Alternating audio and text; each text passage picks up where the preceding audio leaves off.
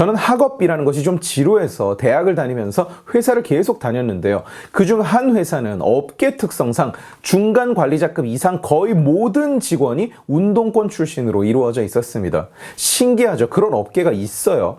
한 번은 총학생회장 출신이던 이사, 단과대 학생회장 출신이던 과장과 함께 술자리를 하는데 이 사람들이 학창시절에 저질렀던 인공기 개양 사건을 말하면서 자기들이 그런 일을 했기 때문에 우리가 지금 민주주의를 누리고 살고 있는 것이라고 자기들에게 고마워해야 된다는 거예요. 그래서 제가 물었습니다. 인공기 개양과 민주주의가 대체 무슨 상관이냐고. 세상에서 가장 민주주의적이지 않은 나라의 깃발을 개양하는 게 한국에 어떻게 민주주의를 가져오냐고.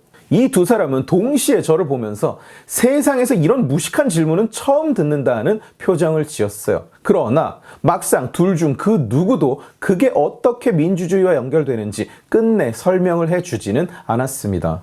오해하지 마세요. 그 사람들은 적어도 저랑 대화를 하던 당시에는 나쁜 사람도 아니고 머리에 뿔이 난 빨갱이도 아니었습니다. 정치 얘기를 딱히 자주 하지도 않았어요. 그러나 마음속 깊이 그런 일종의 우월감을 가지고 살고 있는 겁니다. 운동권 활동이 이 땅에 민주주의를 가져왔으므로 운동권이 아닌 사람들은 자기들에게 감사하는 마음으로 살아야 한다는, 민주화 운동이라는 것 자체의 가치를 폄훼할 수는 없을 겁니다. 대한민국뿐 아니라 세계 대부분의 국가에 민주주의의 정착이란 다양한 형태로 이루어졌는데 그중 상당수는 일정 수준의 충돌과 폭력이 동반됐어요. 대한민국에서 운동권이 벌였던 그 민주화 운동이라는 것 또한 그랬습니다. 산업화의 뒤를 잇는 민주주의의 정착 과정에서 혼란도 있고 또 과도기가 있었던 것도 부인할 수 없는 사실이에요. 그러나 그 어떤 명분을 가져다 붙이더라도 운동권이 하던 것처럼 어떻게 북괴를 추종하고 공산 전체주의로의 체제 전복을 획책하는 일이 민주화가 되는지가 설명이 되지는 않아요. 그 누구에게 물어도, 운동권 그 누구에게 물어도 대답을 하는 자가 없습니다. 그저 그렇게 자기들이 민주주의를 일궈냈다는 말만 반복할 뿐이에요. 시대에 대한 반항, 시스템에 대한 저항이 민주주의와 동의어는 아닙니다. 단순한 시스템에 대한 반항이 어떤 이해할 수 없는 형이상학적 프로세스를 통해서 마법처럼 민주주의를 만들어낼 수 있다면, 이미 민주화된 사회에서 시스템에 반항한다면 거기에서 만들어지는 그 다음 체제는 뭐가 되는 것인지 참으로 궁금해요. 만에 하나 그들의 의도는 선량하고 순수했을지언정 그들의 행위의 상당 부분은 그저 세상에서 민주주의, 개인의 자유와 가장 먼 집단에 대한 추종과 그 체제를 자유 대한민국에 이식하겠다는 이해하기 어려운 목적의식이었습니다. 그러나 어쨌거나 그 싸움에서 그들이 승리했어요. 대한민국의 지향점은 그 뒤로 공식적으로 반시장, 큰 정부, 각 개인이 자유를 내려놓는 대신 나라님이 어린 백성을 배불리 먹이는 사회로 세팅되어 버렸습니다. 국민 대다수가 너무나 쉽게 그런 생각을 해요. 나라에서 돈을 나눠주면 이게 나라라면서 즐거워하고, 국가가 국민의 행복을 책임질 수 없다는 말에 그러면 나라가 왜 존재하냐면서 입에 거품을 뭅니다. 그게 자유주의가 운동권에게 패배한 결과물인 거예요. 그렇다면 현재 그 운동권들은 뭘 하고 있을까요? 여당에서 운동권 청산론이 계속 나오고 있고 국민들도 운동권에 대한 여론이 전혀 곱지 않자 민주당은 서둘러서 대응에 나서는 모양입니다.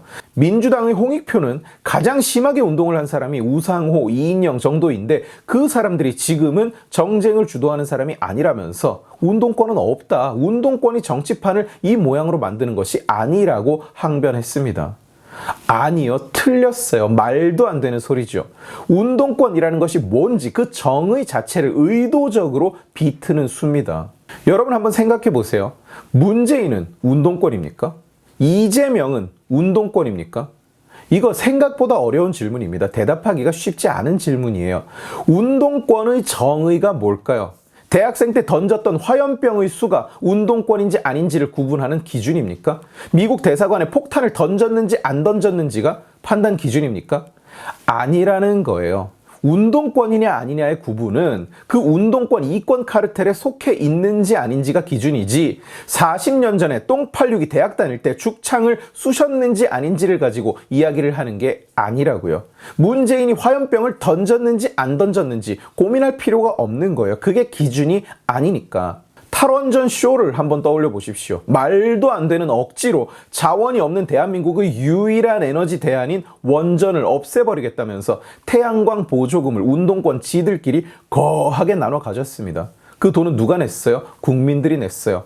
말 그대로 권력을 이용한 이권 카르텔이었던 겁니다.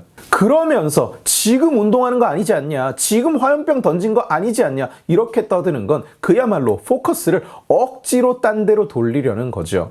홍익표는 운동권 청산론이 마치 독립운동 청산론과 같다면서 무슨 말도 안 되는 어거지로 운동권을 독립투사에 갖다 대고 있는데, 그냥 북괴를 추종하던 폭력 집단이자 세상이 바뀌고 전 세계에서 공산주의가 패망했는데도 아직도 그 썩어빠진 이념에 정신이 쩔여져 있는 철들지 않은 노인들 주제에 스스로를 독립투사로 칭한다는 거 가도 너무 간 거 아닐까요?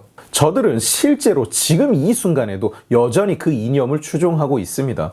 손에 낫과 망치, 붉은 깃발을 들지 않았을 뿐이지 저들이 내놓는 정책들, 마차가 말을 끄는 기적, 소득 주도 성장, 부동산 시장을 통제하려다가 붕괴를 시켜버린 임대차 3법, 기본소득을 위시한 무차별 복지 세트 모두가 극단적으로 이념적인 정책 실험이에요.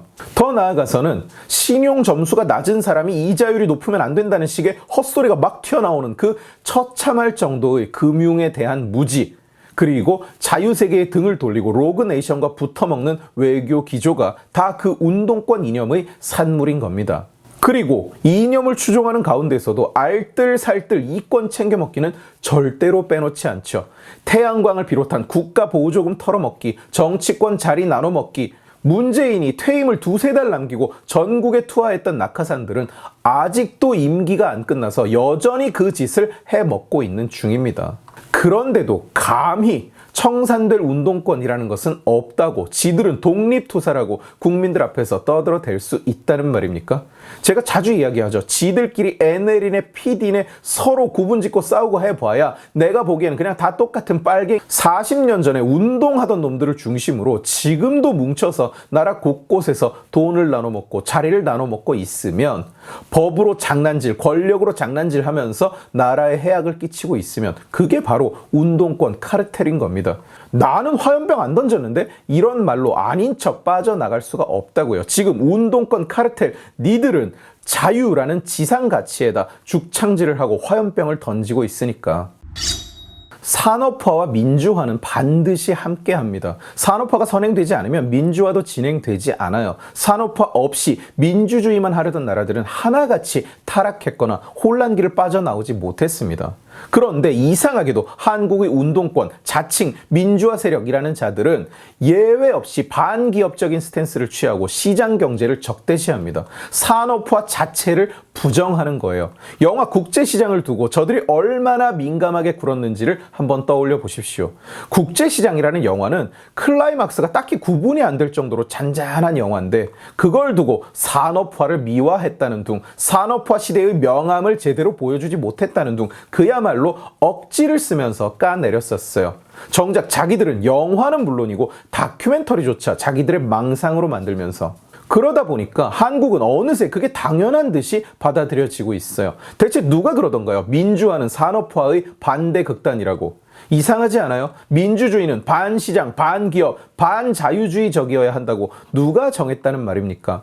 그런 룰 없습니다. 유럽, 남미, 중동, 동남아, 서남아 여러 나라들이 크고 작은 민주화의 과정을 거쳤어요. 민주화라는 움직임은 대개는 민중이 권력에 저항하는 형태로 나타났습니다만, 그중 반시장과 사회주의, 파시즘을 기치로 내걸고 민주화를 추진한 나라는 찾아보기 힘듭니다.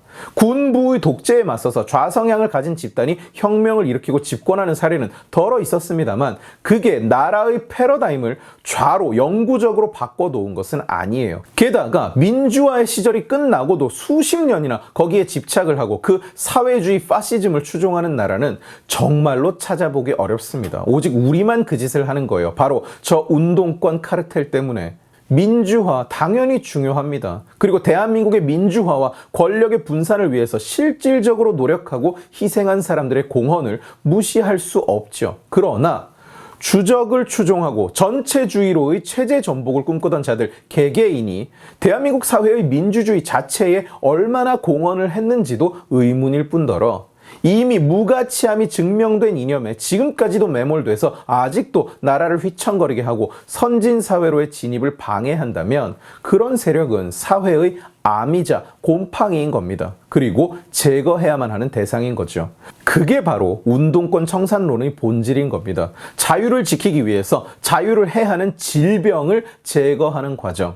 대한민국의 민주화에 가장 큰 공헌을 세운 사람은 누구냐? 대한민국을 자유민주주의 국가로 건국한 사람이에요. 운동권 카르텔, 저들이 추종하는 바로 그 세력의 반대 극단에서 자유통일 한국을 세우는 것이 절대로 불가능하다면 나라를 반이라도 잘라서 그 절반만이라도 자유민주주의 국가로 만들겠다고 고집을 부렸던 사람, 그 사람이 대한민국을 민주주의 사회로 만든 1등 공신인 겁니다. 그런데 그 사람을 운동권은 어떻게 평가하나요? 민족의 원수, 분단의 원흉이라고 부르죠. 자유민주주의 대한민국을 건국한 사람을 분단의 원흉이라고 정의한다. 저 운동권 카르텔이 말하는 민주화라는 것이 우리 상식 안에서의 민주화라는 것과는 얼마나 다른 개념인지를 잘 보여주는 겁니다. 오늘 지식의 칼은 여기까지입니다. 재미있게 보셨으면 지식의 칼 채널을 구독해 주시고 이 영상을 주변에 공유해 주세요. 여러분들이 공유해 주시면 설득은 제가 하겠습니다. 고맙습니다.